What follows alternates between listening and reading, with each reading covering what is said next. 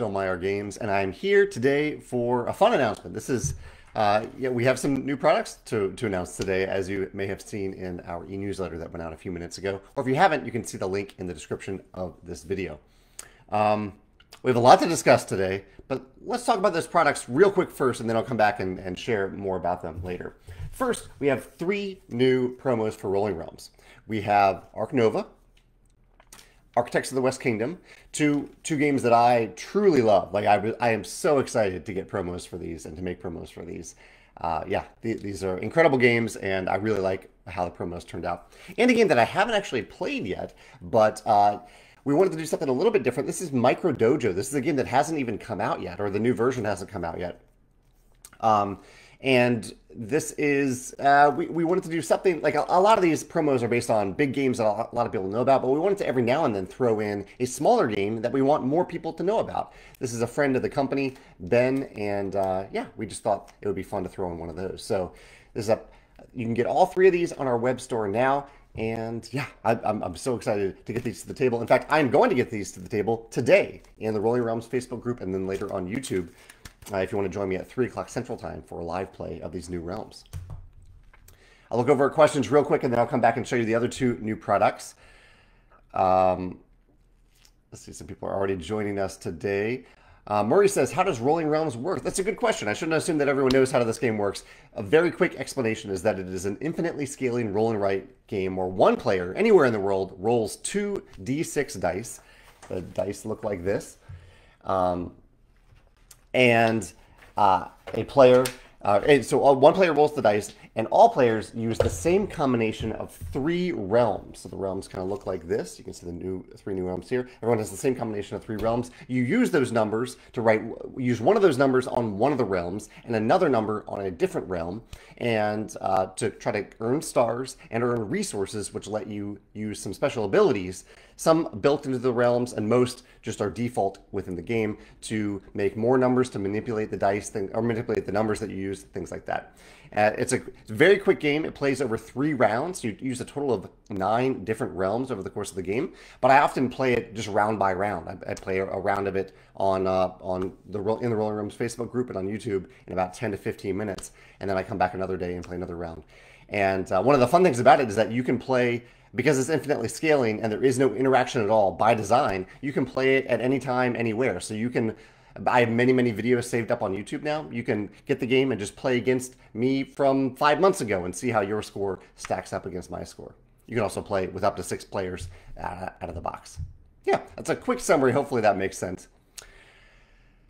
Okay, I'm sure I missed some questions. I'll scroll down a little bit here. If I miss a question, just let me know. Justin says, really glad to see that some of our games are offering more neoprene mats. Actually, they're not neoprene, they're natural rubber, which is a little bit more environmentally friendly than neoprene. He says, have you considered neoprene mats being the default type of a board in future games? It depends on the game. It really depends on the game. I think the key default for me, and maybe I should have done this for Red Rising, is if it's a game where you need to pick up things off the table quite a bit, especially cards, then I think neoprene is really good for that. Or a natural rubber play mat. I'm using those terms interchangeably, even though they are slightly different materials. But I think that's really helpful if you need to pick cards off the table. Otherwise, they don't often matter all that much, and they actually they print a little bit more muddled than a cardboard mat. So it definitely isn't my default unless you're actually picking a lot of things off the board. That doesn't even make all that much sense for Tapestry, but enough people requested it for Tapestry that we went with it. So yeah, it really depends on the game, and it depends on how it fits into the box. Flamecraft did it very well by having a very long board, so I think it could have worked for like Ark Nova, for example. Not one of our games, but a game that has a very long board. But for a board like Tapestry, it is a big board. Let me pull this out and show you what it looks like. So this in no way would have fit into the original box, and still doesn't fit in the original box. So it doesn't really work as a mass scale product. So yeah, this is the Tapestry playmat. It is big, it is beautiful. And one of the fun things about this is it isn't just the Tapestry board. It incorporates the arts track from the second expansion and incorporates slots for each of the cards. And in Tapestry it does actually make sense for Tapestry, because in Tapestry you are picking up some face-up cards off the table. It has slots for some like generic slots for landmarks up here, and some specific slots for landmarks. Where the other ones? Over here. down here, you have this whole row where you can keep all the landmarks and you can know their shapes. And of course, it's double-sided because the tapestry board is double-sided for different player counts. Yeah, this turned out, I'm really, really happy with how this turned out, the tapestry playmat. Before I go back to questions, let me show you also the other playmat that we're offering today, and that is the Red Rising playmat, which isn't double-sided, which means that you get a nice grippy surface on this backside, and then a playmat that fits into the box just like the original board. So this is almost an exact facsimile of the original Red Rising board, because it has to also, we wanted this one to fit into the box. I think this does fit into the box really well. And so we didn't want to make it any bigger. But yeah, it's just some people requested a playmat. I think this also, a playmat does make sense for Red Rising because you are constantly picking up cards off the table every turn of the game. So this is one where it probably could have made sense for us to include this in the original game from the beginning.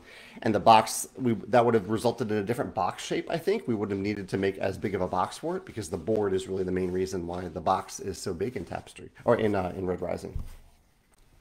I'll keep those available in case you want me to show them to you later again. Elton says, when can we get playmats for viticulture? So this kind of ties into my answer here. In viticulture, you aren't picking up cards off the board. And so that being the primary reason to make a playmat means that it isn't something that we're prioritizing for viticulture. I haven't heard a lot of people even ask for that for viticulture. Chris says, he didn't catch what the promos were. And you can get a close-up look at what they are on the web store, but they are Ark Nova, Architects of the West Kingdom, and Micro Dojo. So if you want to see exactly how they work, there are images, I believe, on our web store right now. You have to click through the images a little bit, but you can see the images of how the realms work. And I will be live playing about the most played games, the games that I've played the most over my entire life. I'd love to hear your thoughts on that. What games have you played the most, whether it's here or in that video? Feel free to check those out. I'm really enjoying the World Cup. I love soccer. I will love watching soccer. I'm happy for the U.S. to move on. I think they still need to play. You're able to join me again here. For some reason, the previous live video just ended abruptly. And so I think I'm back now. Yeah, it looks like I'm back. And hopefully you've realized that from the previous video. Anyway, what I was talking about, and I'm going to lose all the questions that were in there. So if you asked a question in the previous video, please share it again here. I'm sorry about that Facebook glitch, as far as I can tell. But I was talking about the Tapestry neoprene playmat. Or not neoprene, I keep saying that, but it's natural rubber, more environmentally friendly than neoprene. The Red Rising playmat here, and the 3 new promo realms for Rolling Realms. These are all available on our web store today, along with, if you read our e-newsletter, which I highly recommend that you do, a demographic survey. We do an annual demographic survey to learn more about you and what you want and how we can serve you better. It is a huge help for us to serve you better. And as a token of appreciation for those who fill it out, we're going to randomly select 5 people who fill out the survey in the next couple of days. And we will give them a $100 gift card to our web store. So yeah, please fill that out if you can. It targets specifically people who follow Stonemaier Games. That's our target audience. We don't broadcast it beyond that. So if you're watching this today, you are one of those people, and I would love for you to fill out that demographic survey.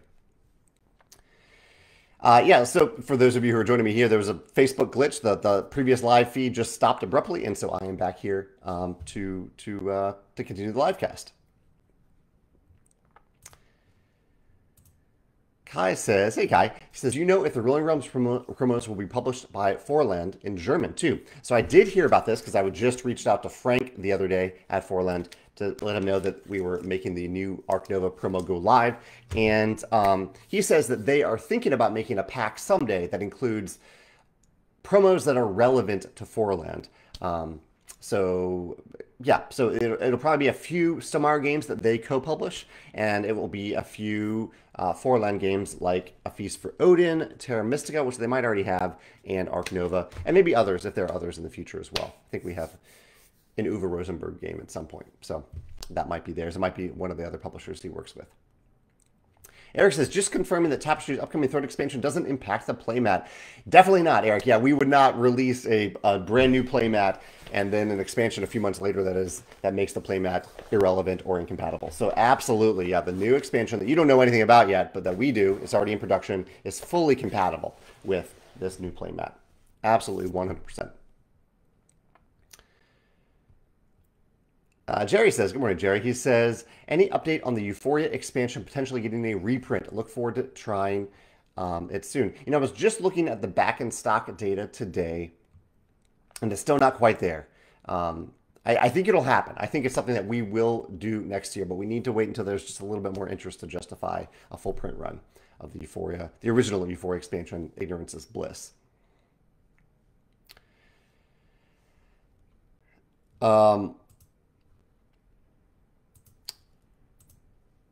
Let's see. Chat says the demographic survey makes me afraid because it hints at a theme of a game that I'm already designing. Interesting. Yeah, it's possible. Yeah, we have some things in the works here, and we're always gauging interest in those types of things.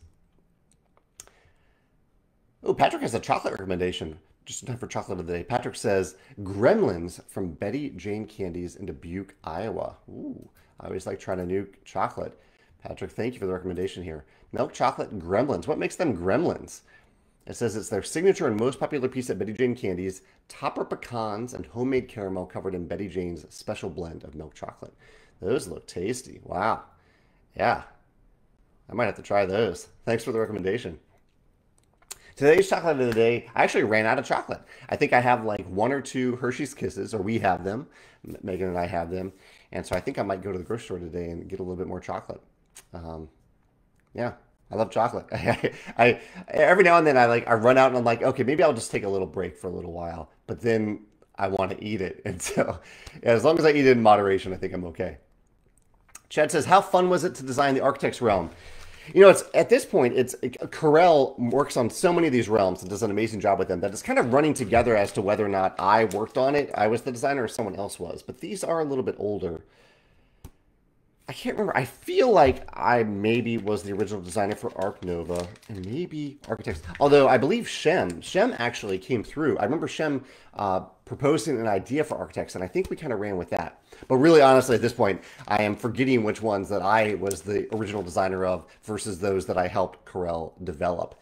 And he's been amazing to work with. So I don't know. I don't want to say that I did it when I didn't do it, just in case.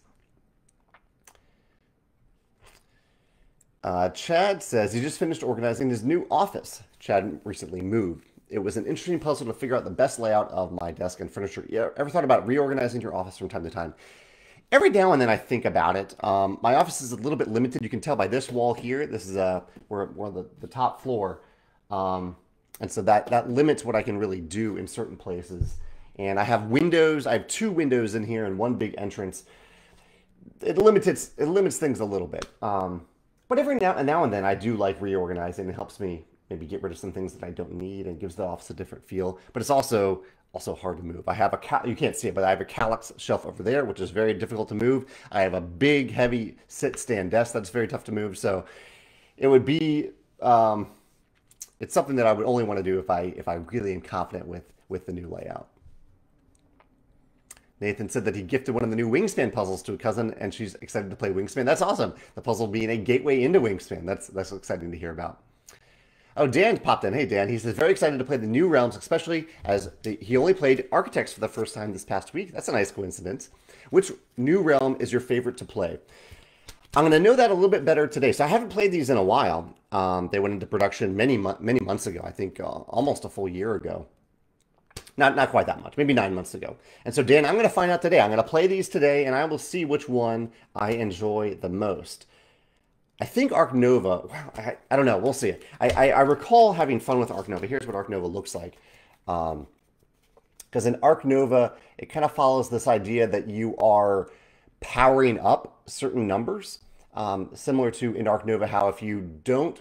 It's actually if you don't use it. Yeah, this is cool. So it says use a number to gain its benefit equal to the number of outlined circles, then cross off those circles. So you can do that when you use a number. But at the end of every turn, outline 1 circle under 1 rolled die that you didn't use in this realm. I think I did design this one. This is coming back to me now, because the idea here is like in the actual game of Arc Nova, if you don't use a card, it shifts cards that you didn't use to the right. They become more powerful.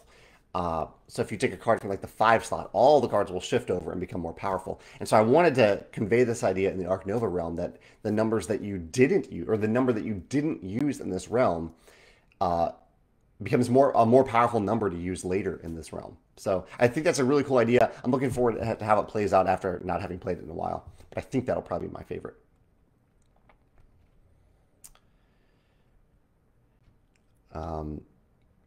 Let's see. Corel confirms that I was the designer for Ark Nova. Shem and Sam McDonald were the designers for Architects. Awesome. And MicroDojo was designed by Ben, the designer of the game.